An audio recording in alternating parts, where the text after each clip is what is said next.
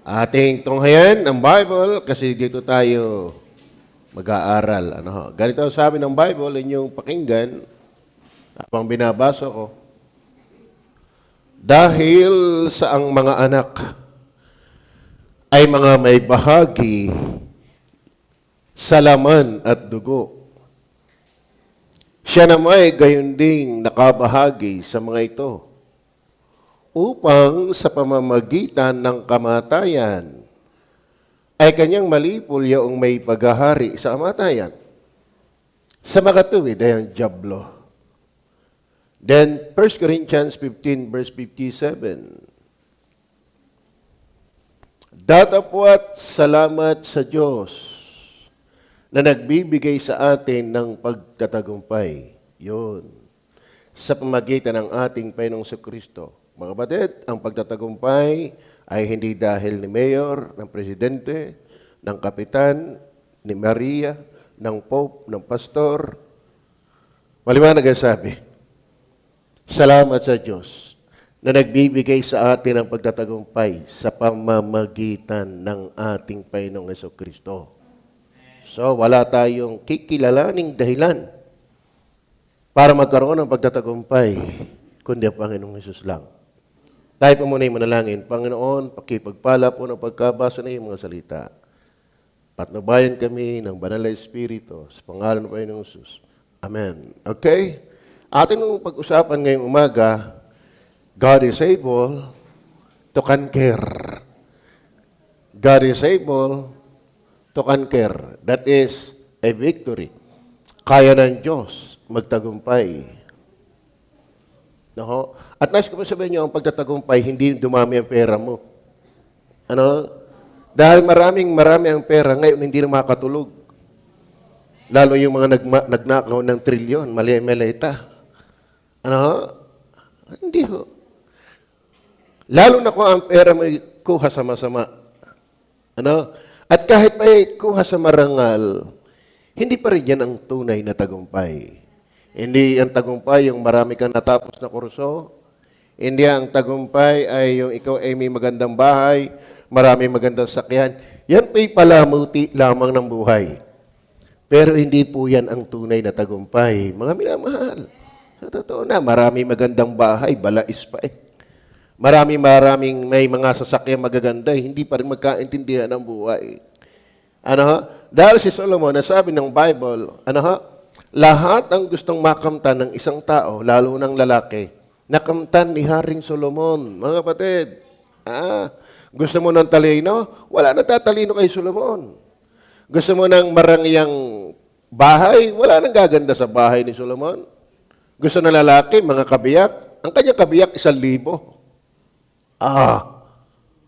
Gusto mo ng kabantugan? Si Solomon ay bantog. Kasi yung kanyang mga babae ay galing from different nations. For business transaction para may access siya sa bawat bansa. Kumbaga, lahat ng gustong hinahangad o pinapangarap ng isang tao, na kay Solomon na. Gusto mo ng kayamanan? Na kay Solomon. Gusto mo ng kagwapuhan, kagandahan? Siyempre, kagwapuhan lang. Na kay Solomon. Taas na posisyon, siya'y hari. Sa kanya lahat. Pero sabi niya, walang kwenta ng mga walang kwenta. Ang lahat ng bagay walang kwenta sa silong ng araw. Wala ikang maganda sa tao kundi ang matakot sa Diyos at sumunod sa Kanya. Kaya ang tunay na tagumpay ay hindi yung tulad ng aking sinabi, kundi kung ano yung pinagtagumpayan ng Panginoon. Kapag ito hindi nangyari sa iyo, itong mga pinagtagumpay ng Panginoon ay gumaling ka na. Tumanyag ka na. Nothing. Kaya nga sabi ng Bible, ano ang papakinabangan ng tao na makamtan niya ang sanglibutan? Ngunit mapahamak ang kanyang buhay. Ngayon, God is able to conquer. Ibig sabihin, kaya ka niyang papagtagumpayin. Bakit? May pinagtagumpayan na si Kristo. Na kung ikaw ay sasampalataya sa Kanya, magsisisi ka ng iyong mga kasalanan, yung pagtatagumpay na ginawa ni Kristo ay mapapasa iyo at mapapasa akin. At biyaya ng Diyos nasa akin na. Sana'y maging sa iyo kung hindi pa ito sa iyo. Unang pinagtagumpayan ng Panginoon, why He is able to conquer. Number one, Christ conquered depravity. Christ conquered depravity. Ang depravity, yung corruption, kabulukan, kasamaan, yan po ang Tagalog niyan, depravity, kabulukan, kasamaan. Ang esensya po ng kabulukan ay hindi pinagsama-samang ibak. Ang ibig sabihin ng kabulukan, ito po'y kasalanan. Alam niyo ba kung bakit ang ating mundo'y bulok? Hindi hulang bansang Pilipinas ang bulok. Lahat ng may taong lugar, lahat ng lugar na may tao, bulok. Bakit? Ang carrier ng kabulukan. Kumbaga sa panahon ng COVID, takot na takot tayong maglumipana ng panahon yun dahil bakit? Baka ikaw ay makasalubong ng carrier ng COVID. But mind yun, tunay na COVID ay kasalanan. Ang tunay na salot ay kasalanan.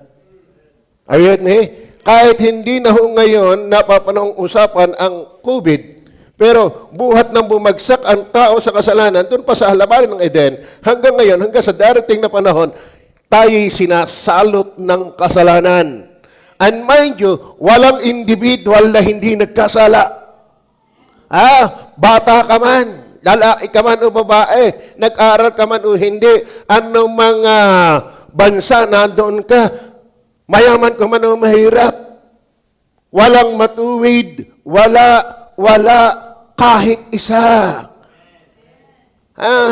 Walang nakatatalastas, walang humahanap sa Diyos, sila'y magkakasamang nawala ng kasaysayan.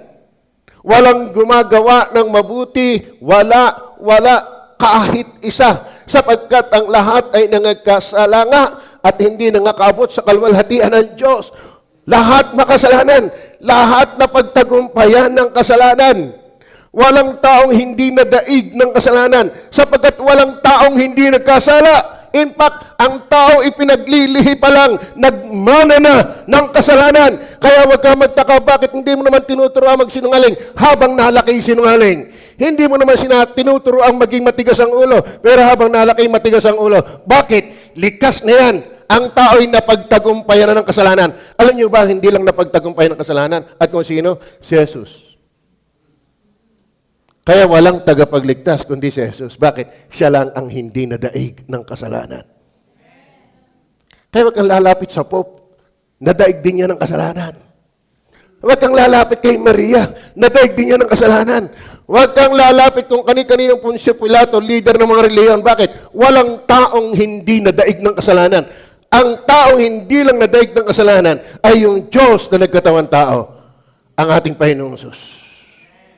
Kaya kung gusto mo maligtas, gusto mo magtagumpay sa kasalanan, gusto mo ikay pag namatay palangit, wala kang pupuntahan kundi doon sa nagtagumpay sa kasalanan. And God is able to conquer because Christ conquered already the depravity. Amen? Kaya ganito ang sabi na yan, John 1:29. Mga kapatid, mga minamahal namin bisita, hindi namin kayo pinanguhula kung paano kayo magtatagumpay. Hindi namin kayo binibigay ng palaisipan kung bakit kayo at paano kayo magtatagumpay. Sabi ng talata, nang kinabukasan ay nakita ni Juan, sino? So, pinanguhula ko ba kayo? Pinag-iisip ko pa ba kayo kung anong solusyon? Hindi puzzle ang pagtatagumpay. Hindi parang mat na kailangang solusyonan. No!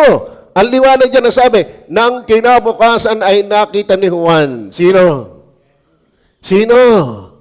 Ngayon, ano ang nakita ni Juan? Si Jesus, sino? Anong kayang gawin ni Jesus? Sabi niya, nang kinabukasan ay nakita ni Juan si Jesus na lumalapit sa kanya na sinabi, narito ang kordero ng Diyos na nag-aalis ng kasalanan ng sanglibutan. Bakit siya mag-aalis? Kasi walang aalisin sa kanya.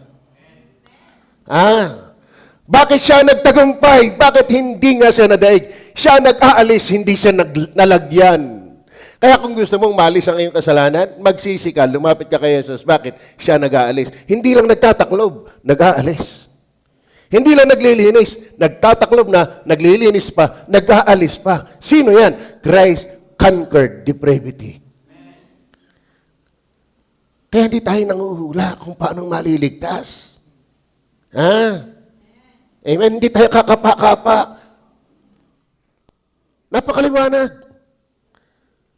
Si Kristo lang ang nag-aalis, hindi binyag ang nag-aalis.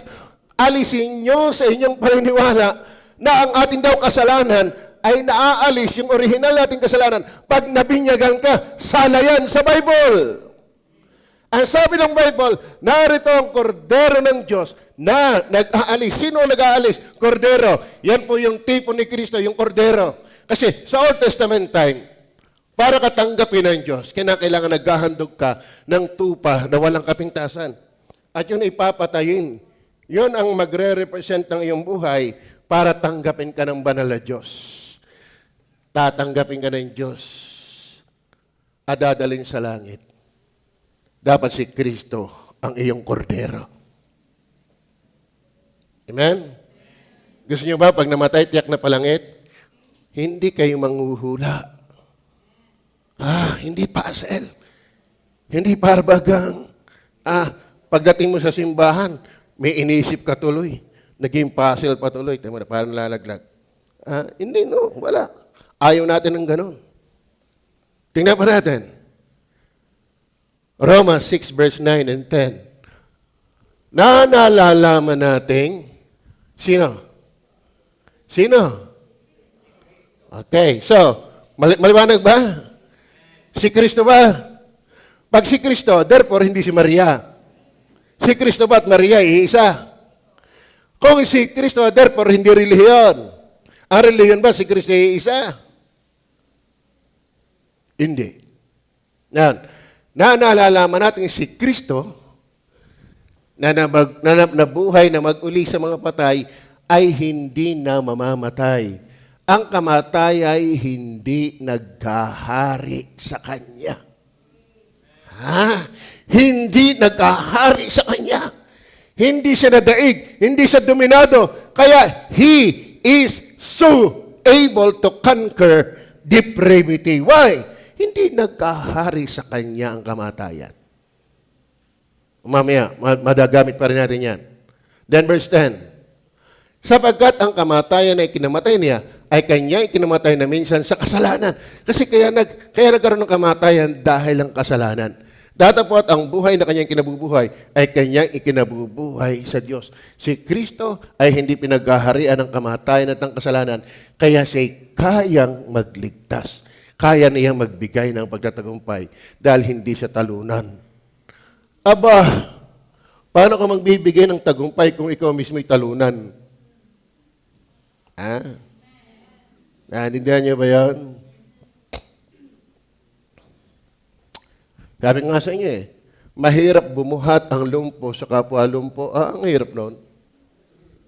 Halimbawa, ako lumpo. Hindi halimbawa, tunay nga. Halimbawa, si Brother Rani, lumpo rin. Abay, ako arak na arak. Nagmagandang loob, Brother Rani, bahala ako sa iyo. Bubuhatin kita. Alam mo kung bakit si Jesus kayang buhatin ka? Alam mo kung bakit si Jesus kaya kanyang bigyan ng pagtatagumpay? Una, sa kasalanan, dahil siya'y nagtagumpay. Si Maria, hindi siya ina ng saklolo. Siya'y inang sinakluluhan.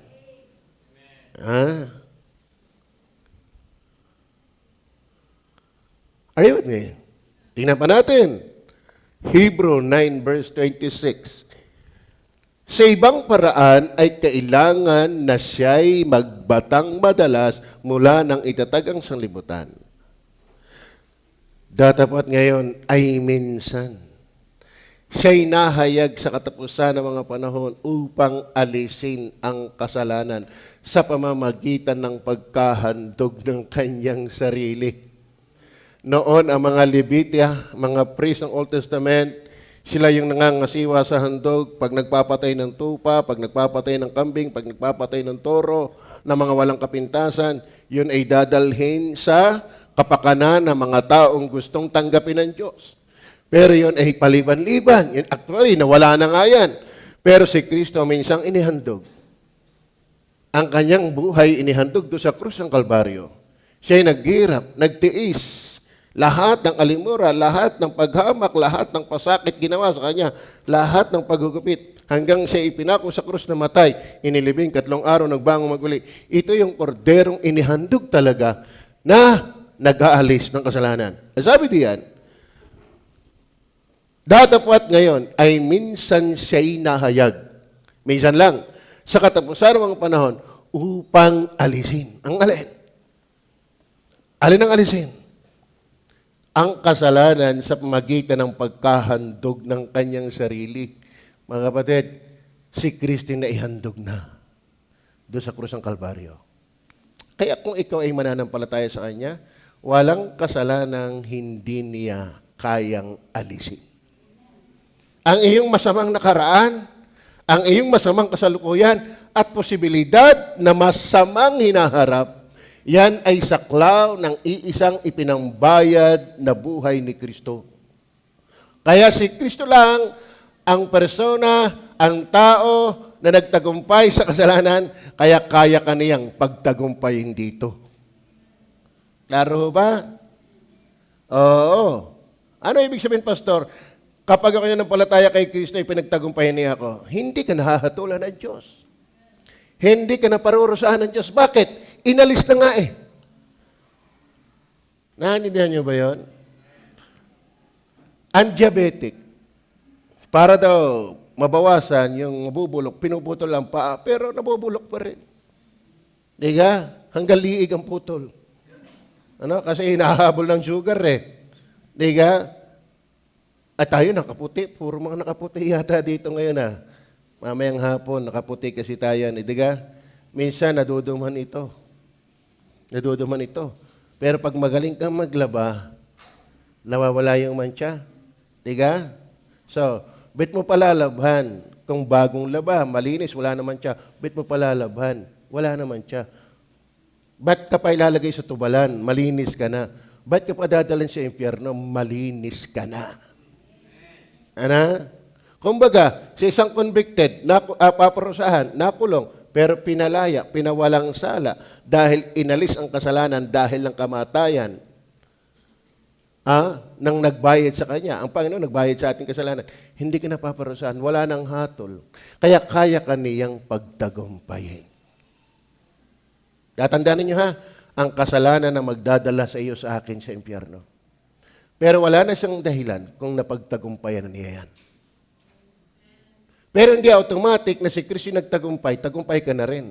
Manampalataya ka sa Kanya. Ha? Automatic ho ba na ginusto niyong pumunta dito ay nangyari? May kumaon. Ha? O kaya naman, kung hindi ka kinaon, nagpasya ka talagang umalis sa inyong bahay. Kahit si Kristo ay nagtagumpay, hindi yan automatic sa'yo. Magsisi ka ng kasalanan mo at manampalataya kay Jesus. Amen o ba?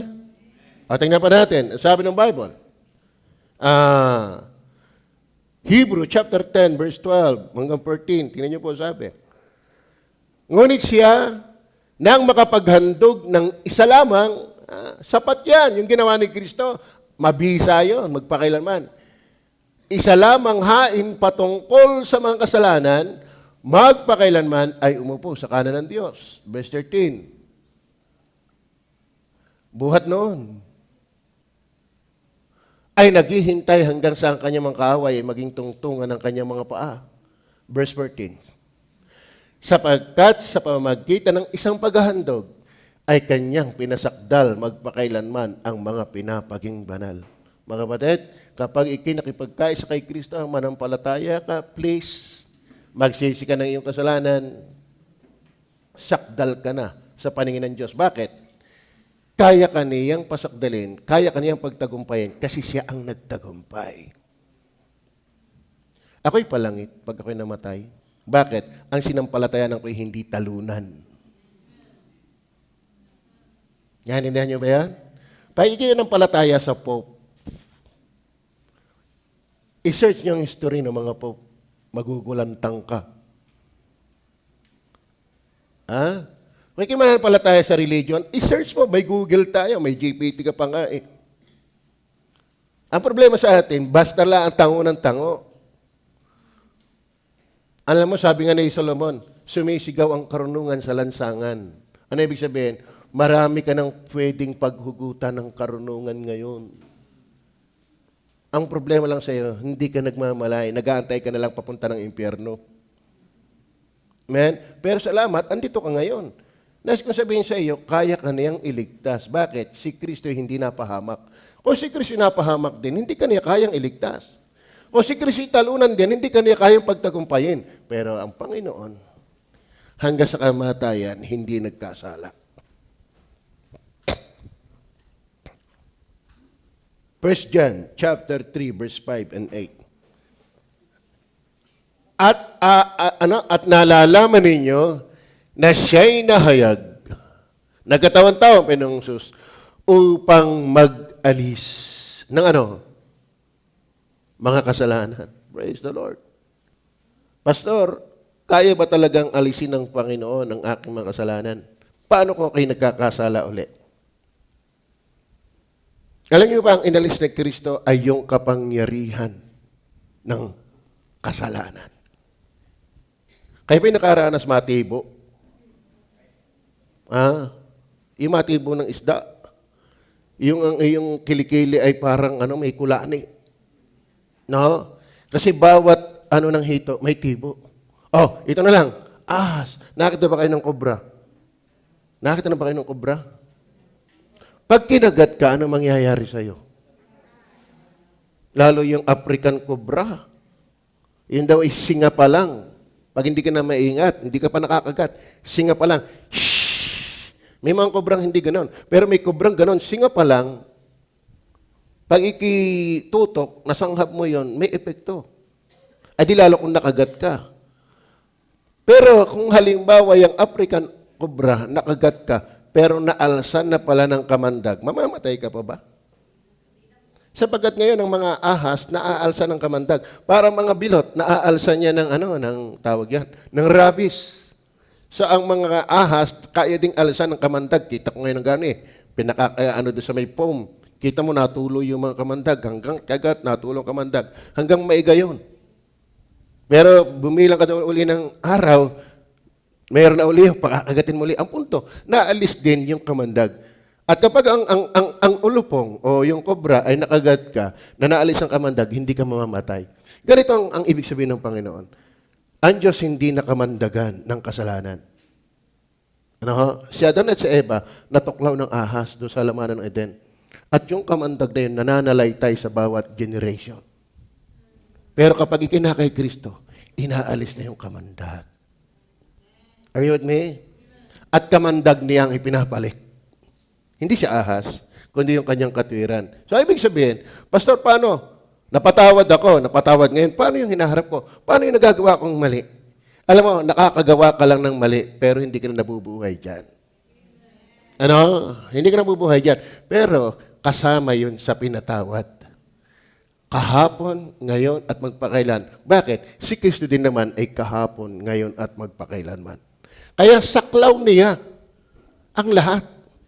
Are you with me? So kung ikaw ay mananampalataya kay Jesus, ariglado na ang kasalanan. Bakit? At nalalaman ninyo na siya'y nahayag upang mag-alis ng mga kasalanan. Sa kanya'y walang kasalanan. Kaya nga siya'y makapag-aalis kasi walang aalisin sa kanya. Kaya nga siya'y magbibigay ng pagtatagumpay kasi nagtagumpay siya. Naintindihan mo ba ninyo? Kaya, huwag kang umalis dito na balaes, naaapa-apa, na nagdadalawang isip. Manampalataya ka sa Panginoon. Amen o ba? Wala tayong sinasabi dito kundi si Jesus. Then, tingnan niyo po, sabi dito, sa verse 8. Verse 8, anong sabi ng verse 8? Ang gumagawa ng kasalanan ay sa dyablo. Yan, lupit yan. Hindi ko yan salita. Ikaw pala't ako, pag gumagawa ng kasalanan, hindi ka sa Diyos. Sa Diablo. Pakibasa nga nyo lahat. Basahin nyo.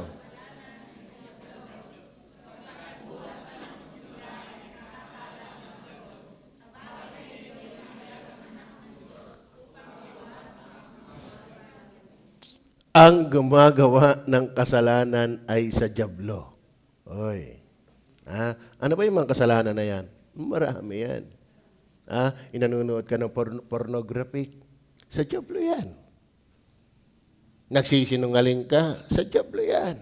Nagnanakaw ka. Sa Diablo yan. Ang sabi ng Bible, magbasa ka ng Biblia. Hindi ka nagbabasa. Sa Diablo yan. Lahat ng gawain kasalanan sa Diablo. Kayo ba'y nagkasala? Kayo ba'y nagkasala? Kanino ka?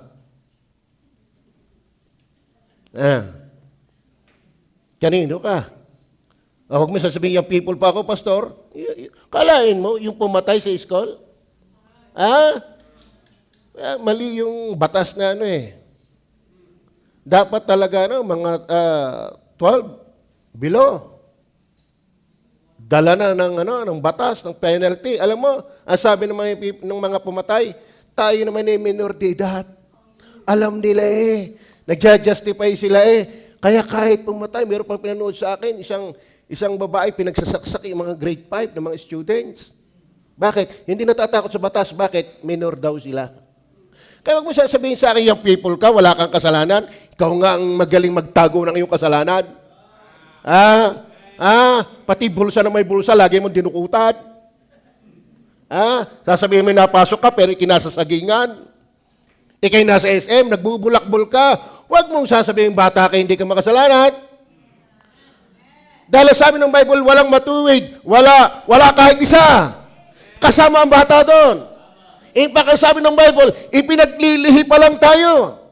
Nagmano na tayo ng kasalanan. Kaya huwag mong sabihin, wala kang kasalanan. Ngayon, kung may kasalanan ka, sa Diablo ka. Kaya we need Jesus. Kung hindi mo makikilala sa Jesus, mabubuhay ka hanggang kamatayan na ikaw ay kay Satanas. Basahin nyo. Ang gumagawa ng kasalanan ay sa Diablo. Hindi ko yan salita.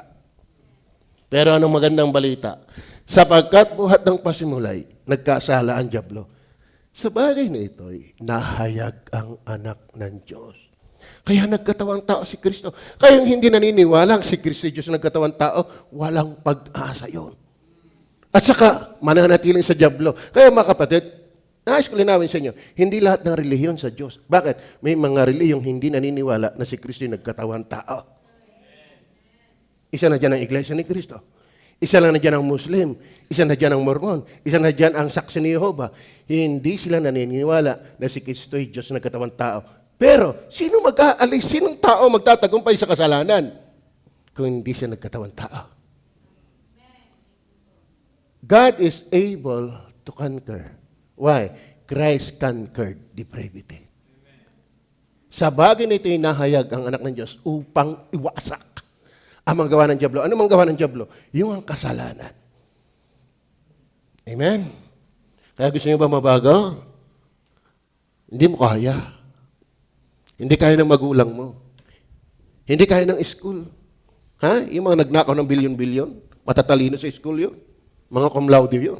Cum laulaw lang naman tayo. Hindi ka? Hindi. Sabi nga ni Jesus, ako ang daan. Ibig sabihin, I am the solution. I am the only solution. Again, number 2. God is able to conquer not only. Why? Because Christ conquered depravity. Then also, Christ conquered death. Tatlo pong klase ang kamatayan. Nais ko pong sabihin sa inyo, tatlo ang klase ng kamatayan sa Bible. Una, kasi ang main concept ng kamatayan, separation. Una, physical death. Ano ibig sabihin? Namatay ang tao hindi dahil lamang na tumigil ang paghinga. Ang idea, umalis ang kaluluwa. That is separation of soul and body. Kaya namatay ang tao, physically, humiwalay na ang kaluluwa at espiritu. Pandalawang kamatayan ay spiritual death. ang tao'y nahiwalay sa Diyos dahil ng kasalanan. Kaya nga pinalaya si Adan at si Eva doon sa halamanan ng Eden. Bakit? Hindi na magkalampi ang Diyos sa tao. Then, ang pinaling death ay yung eternal death. That is eternal separation from God. Ang Diyos ay nasa langit. Ang taong makasalanan na hindi nagsisita ng palataya kay Jesus na nabubuhay, sa impyerno mananatili magpakailan-kailanman. So physical death, spiritual death, eternal death. At yan ay naganap sa lahat ng taong nagkasala. Pero salamat, Christ conquered death. Amen? Kaya kahit mamatay ka, may pag-asa. Ito din ang tatandaan nyo. Hindi nakaka-epekto ang lapida ng RIP sa mga taong namatay na matigas naman ang ulo sa Diyos. Ngapat nakalagay doon sa lapida, RIP. Walang talab yan. Ha? Ang nagtagumpay sa kasalanan at kamatayan, si Kristo hindi lapida. Ha? Kaya kung mamatay ka na hindi ka nagsisisi ng kasalanan, hindi ka nananampalataya kay Kristo, tataka-takandi ka sa kasalanan, layaw na layaw ka sa kasalanan, libang na libang ka sa kasalanan, hibang na hibang ka sa kasalanan. Kahit palagyan ng RIP ang iyong puntod, you are still in hell. Amen? Hindi lapida ang nagtagumpay, si Kristo. Kaya kung gusto mo magtagumpay sa kasalanan, magtagumpay mo sa kamatayan, si Kristo. Bakit? Bakit? Si Kristo lang naman nung mamatay, nagbangong mag-uli ikatlong araw. Ha? Maraming leader ng reliyon, namatay hanggang ngayon, patay pa rin. Si Kristo lamang nung mamatay, ikatlong araw, nagbangong mag-uli. Kaya siya magbibigay ng pagtatagumpay sa kamatayan. Bakit? Hindi siya nagapi ng kamatayan. Kaya tayo, Brother Rani, mamamatay pa rin tayo. Ano? Ang akin, namatay na agad yung paa ko. Inuutay-utay na ako. Ang iyo naman, mga ngipin ang inuutay-utay. Pero at least, ang punto, pare-pareho tayong mamamatay. Di ba? Pero nakakatuwa, kahit tayo bumalik sa lupa, hindi tayo mananatili doon. Amen? At nakakatuwa, yung death na eternal death, hindi tayo pupunta doon, Brother Rani. Bakit? Nanampalataya tayo doon sa nagtagumpay. Tingnan po natin na talata. Hebrew chapter 2 verse 14. Maliwanag ho ba? Okay. Dahil sa mga anak ay mga may bahagi sa laman at dugo, tayo yon. Tayo may laman at dugo kasi ang tao, bilang tao, may laman at dugo. Sino sa inyo walang dugo? Mahirap yan. Walang dugo. Mga babae nga eh. Sobrang dugo. Ha? Okay. May dugo tayo. Kasi tao tayo eh. May laman. Sino dito yung walang laman? Ay, pinakapayat na dito kahit paano. May laman. So, ibig sabihin laman at dugo, tao. Ito ang sabi ng Bible. Dahil sa mga anak ay mga may bahagi sa laman at dugo, siya na may gayon ding nakabahagi sa mga ito. Ibig sabihin, siya'y naging tao rin. Upang sa pamamagitan ng kamatayan ay kanyang malipol. Yung may pagkahari sa kamatayan. Sa makatwid, balagay ang diablo. So, ibig sabihin, bagaman diablo pa tinutukod yan, pero ang punto, hindi ka na matatakot mamatay dahil wala ka na, kalag ka na sa pagkahari ng diablo. Kaya ultimong sa kasalanan at sa kamatayan, ikaw ay bibigyan ng pagtatagumpay. Kahit wala kang lapid ng RIP, sagyang RIP kapag namatay na kay Kristo. Ano bang RIP? Rest in peace. Kahit nga ngayon, tingin ko sa inyo, rest in peace na eh. Parang kayo nakakuha ng ng isang damakmak na vitamins. Are you with me? At tingnan pa natin. 1 Corinthians 15 verse 54 to 57, ating tiyagain. Datapwat, pagka itong may kasiraan, ay mabihisa ng walang kasiraan. Ibig sabihin, itong ating katawan ito, may kasiraan ito eh. Nalulumpo, nabubungi, napapanot, binubuni, inaan-an, kinakagi-kagi, ginadiabetic, sa kasari. Nasisira itong katawang ito. Datapat pagka itong may kasiraan ay mabihisan ng walang kasiraan, salamat. Kahit tayo masira sa katawan, isang araw, papaltan niya ng katawang walang kasiraan. Amen? Bakit? Si Kristo yung nagbangon mag-uli. Alam niyo ba nung si Kristo magbangon mag-uli, hindi na katulad ng dating katawan nung siya magbangon mag-uli. Katawang panglangit. Ang ating ngayong katawan ay panglupa. Pero isang araw, ang ating katawan ay panglangit. Wala nang kamatayan, wala nang sakit, wala nang buni, wala nang anan, wala nang kagigagi, wala nang kapintasan, wala nang kamatayan, walang kalungkutan. Bakit? Ito'y malayang kumpleto sa presensya at kapangyarihan ng kasalanan. At ito'y wala nang kamatayan. Pinapaliwanag ko lang. Datapat pagka itong may kasiraan ay mabihisan ng walang kasiraan. At itong may kamatayan ay mabihisan ng walang kamatayan. Kung magkagay mangyayari ang wikang nasusulat, nilamon ng pagtatagumpay ang kamayan. Pag sinabing nilamon, masiba. Ano? Ibig sabihin, napagtagumpayan ang kamatayan. Are you with me? God is able to conquer. Why? Christ conquered already depravity, yung death. Kaya ikaw, ako, mamatay man, kung talagang kinagsisisi at nananampalataya, no need to be afraid. Why? We are bound to heaven. Pero kung wala pa ka kay Kristo, wag kang, hindi lang nakakatakot sa iyo ang kamatayan. Kahit buhay pa lang, matakot ka na. Bakit? Kapag wala sa iyo si Kristo, wala kang pagtatagumpay. Maliwanag ba? Ulitin ko, hindi dami ng pera ang tagumpay. Si Solomon marami niyan. Hindi yaman ang pagtatagumpay, mayaman si Solomon. Hindi kabantugan, hanggang ngayon balita pa natin si Solomon. Patay na yon. Ang marami sa atin, buhay pa hindi nakilala. Are you with me? Pero si Solomon hanggang ngayon pinag-uusapan ka. Ngayon nga, pinag-uusapan natin Sa yaman, sa dami pag-aaral, at sa karunungan, siyang ginamit ng Diyos para masulat ang Proverbs, Song of Solomon, at saka Ecclesiastes. Nakakausap niya ang hayop. Nakakausap niya ang puno. Dinadayo siya ng tao, maging ng reyna ng, reyna ng Sheba. Dito maraming Sheba. Sheba, pero yung reyna Sheba. Tayo nadayo kasi mashiba tayo, mashiba. Okay. Pero si Solomon, pero hindi siya matagumpay. Alam niyo ang matagumpay? Si Kristo lang. Kaya siya lang ang kaya magbigay ng tagumpay. Ano yung pangunahin na dapat magtagumpay ka? Sa kasalanan. Si Kristo lang ang nagbibigay niyan. Bakit? Siya lang ang nagtagumpay sa kasalanan. Pandalwa, sa kamatayan. Bakit? Siya lamang din ang nagtagumpay sa kamatayan. Bakit? 3 araw lang at siya nagbangon na mag-uli. Amen?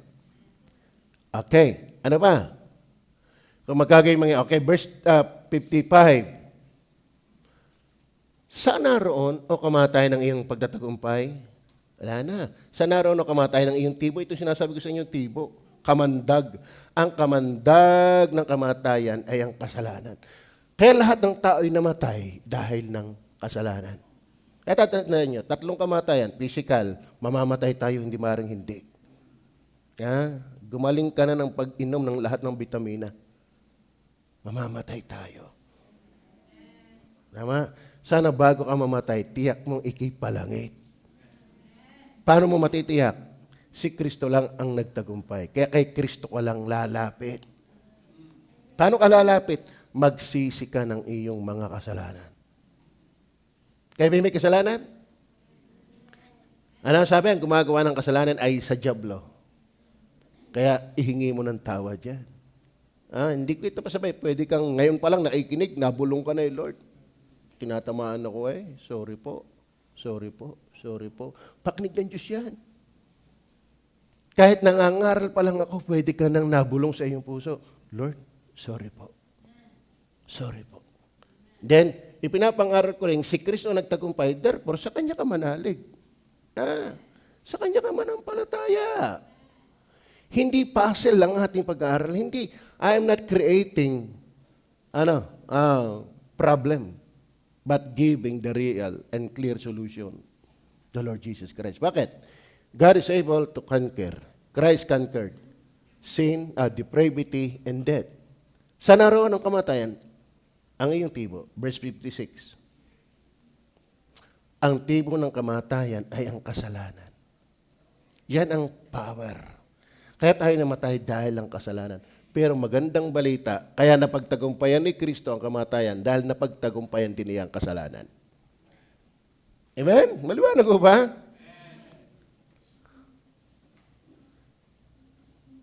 Pag ikaw ay nakagat ng aso, kagad dadaling ka sa ospital, anong gagawin sa iyo? Tuturo ka ng anti-rabies. Pag naturokan ka ng anti-rabies, kampante ka na eh. Di ka? Mag-iingat ka na lang sa iyong kagat mismo. Ano? Pag ikinakugot na ng nakagat na tuloy, naturo ka ng anti-rabies, at least kampante ka na, may anti-rabies ka na. Ayaw ba ang anti-sin, anti-death, anti-depravity, anti-death? The Lord Jesus. Magpaturo ka. Man. Magsisi ka ngayon. Bumulong ka na ngayon. Lord, sorry po. Sorry po. Nananampalataya ko sa Jesus. Then verse 57. That of what? Salamat sa Diyos. Na nagbibigay sa atin ng pagtatagumpay sa pamagitan ng ating Panginoong Kristo. So yung kasalanan, kamatayan, depravity, and death kay Kristo ang pagtatagumpay. Then thirdly, are you with me? Ito pa maganda. Not only Christ conquered depravity, Christ conquered death, then Christ conquered devil. Ano ba maganda? Diga?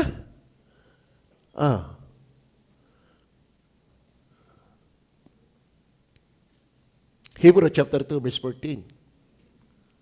Dahil sa mga anak ay mga may bahagi sa laman at dugo, siya na may gayon ding nakabahagi sa mga ito, upang sa pamamagitan ng kamatayan ay kanyang malipol. Ano ba yung malipol?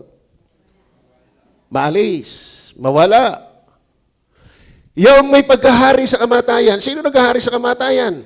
Sa pamagitan ng tibo ng kasalanan. Sino ba naghari ng kasalanan? Ang dyablo. Pero dahil sa kamatayan ni Kristo, kung ikay magsisisi ng palataya, ano sabi diyan? Dahil siya'y nagkatawan tao, siya na may gayon ding nakabahagi sa mga ito, upang sa pamamagitan ng kamatayan ay kanyang malipol. Ang alin? Yung may pagkahari sa kamatayan, sino yon? Sa makatwid ay ang dyablo. Therefore, lipol si Satanas sa iyong buhay. Ay, huwag ka na matakot kay Satanas kung ikinakay Kristo na. Dahil si Satanas na ang takot sa iyo, lalo kapag hindi ka naliligo. No? Amen. If you are in Christ, you're more than conqueror. Amen? Masaya ba ito? Masarap ba ito? Alam mo, kung ikaw ay Kristiyano, nai-enjoy mo lalo dapat to. Ano? Kung hindi ka paligtas, please, bow down yourself before God. Acknowledge how sinful you are and how helpless and hopeless you are to save yourself. Only believe the Lord Jesus Christ. Amen? Verse 15. At mailigtas silang lahat na dahil sa takot sa kamatayan ay nangasa ilalim ng pagkaalipin sa buong buhay nila. Sa totoo na, lahat ng tao hindi tuwang mamatay. Takot mamatay. So, totoo na. Kaya nga nagasto sa ospital din. Napilit, gumastos, makasurvive lang. At kahit mga Kristyano, kaya nga, inom ng vitamins. Bakit? Dati, ayaw mo bang pumunta sa langit? Ano? Kaya lahat ng vitamins iniinom. Pero, mamamatay tayo. Pero salamat, wala na tayo sa pagkalipin ng takot sa kamatayan. Alam natin kapag nanampalataya kay Jesus, mas maganda lugar natin. Kaya ba ganun? Kaya ba ganun? Aba, alam niyo, yung taong tumama sa wedding, hindi maitago ang expression. Yung lalaking sinagot ng kanya nililigawan, hindi maitago ang expression. pero palangit. Alam mo bakit? Ba't ganun? Dapat masaya ka dyan. Bakit? Hindi tayo nagbibiro. Ang Panginoon hindi nagbibiro. Akala mo kung nagbibiro ang Panginoon, ba't siya namatay? Ba't siya naghihirap kung wala lang? Okay, tingnan pa natin. 1 John chapter 3 verse 8. Binasa natin to kanina. Siguro, titipirin na lang natin ang talataan. Ang gumagawa ng kasalanan ay sa dyablo. Ayan na naman. Sapagkat buhat pa ng pasimula ay nagkakasala ang dyablo. Sa bagay na ito'y nahayag anak ng Diyos upang iwasak ang mga gawa ng dyablo. Amen? Lahat ng tao ay sa dyablo. Pero pag nagsisikat na ng palataya kay Kristo, hindi ka na sa dyablo. Bakit? Christ conquered depravity. Christ conquered death. Christ conquered devil. Alin pa kaya din ang ating mapili? Talata. Doon sa Genesis, actually, sundan na lang nyo yung mga talatang yan. Pero dito na lang tayo sa Revelation chapter 12 verse 10 hanggang 11. And then 20 verse 10. Dito na lang tayo. At narinig ko ang isang malakas na tinig sa langit na nagsasabing, ngayoy dumating ang kaligtasan at ang kapangyarihan at ang kaharian ng ating Diyos at ang kapamahalaan ng kanyang Kristo, sapagkat inihagis na ang tagapagsumbong sa ating mga kapatid na siyang sa kanila'y nangagsusumbong sa harapan ng ating Diyos araw at gabi. Alam nyo, may sumbongero pala. Yan ay si Satanas. Verse 11. At siya'y kanilang dinaig dahil sa dugo ng kordero. At dahil sa salita ng kanilang patotoo, at hindi nila inibig ang kanilang buhay hanggang sa kamatayan. Mga kapatid, dinaig dahil sa dugo ng kordero. Bakit? Si Kristo yung nagkatawang tao, naghihirap, ipinako sa krus, ang kanyang dugo ay tumigis. Larawan ng inosenteng buhay na inihandog para sa makasalanan. Namatay, inilibing 3 araw, nagbahang maguli. Ibig sabihin, nagtagumpay si Jesus, hindi lang sa kasalanan, hindi lang sa kamatayan, maging sa kaaway. Kaya kung ikay mananampalataya, kaya ka niyang pagtagumpahin. Bakit? Nagtagumpay na siya. Sana yung tagumpay niya iyo. Amen? Sabi ni Jumuel, Daddy, bili mo lang ako lagi ng sapatos ni Carrie. Pag ako'y lumaki, ako'y sasali sa PBA.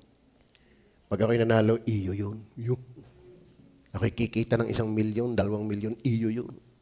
Yun. Parang ginagarantihan niya, lahat ng aking kikitain, iyo, Daddy.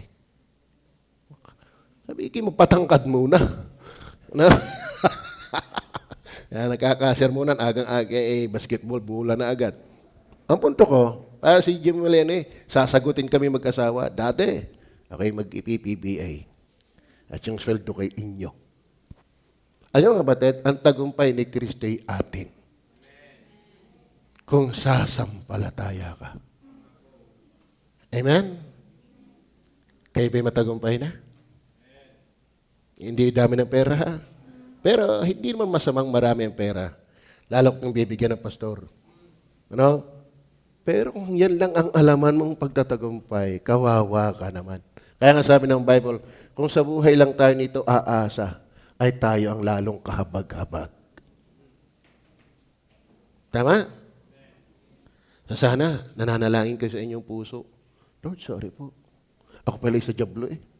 Ako pa na may kabibinggo ko lang kahapon. Katataya ko pala naman ng 8:26. Lahat ng kasalanan mo'y sa dyablo. Lahat ng gumagawa ng kasalanan ay sa dyablo. If I were you, bumulong ka na. Magsisi ka. At manalig kay Jesus. Klaro? Manalangin po tayo. Panginoon Diyos sa langit, salamat po ng marami.